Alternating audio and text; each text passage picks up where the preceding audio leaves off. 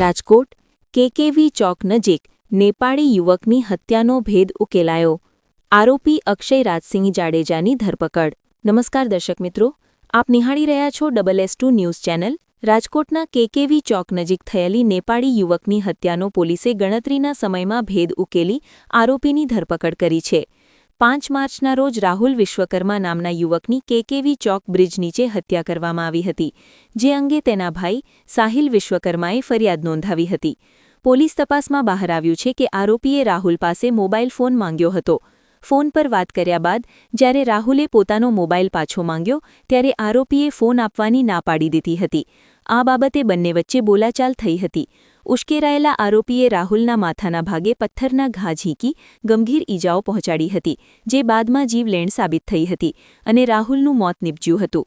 પોલીસે કાર્યવાહી કરી આરોપી અક્ષય રાજસિંહ જાડેજાને દબોચી લીધો છે. હાલ પોલીસ દ્વારા મોબાઈલ ફોન કબજે કરવાની કાર્યવાહી તેમજ આરોપીના મોબાઈલના CDR મેળવી વધુ તપાસ હાથ ધરવામાં આવી છે. સમગ્ર મામલે ACP BJ ચૌધરીએ માહિતી આપી હતી.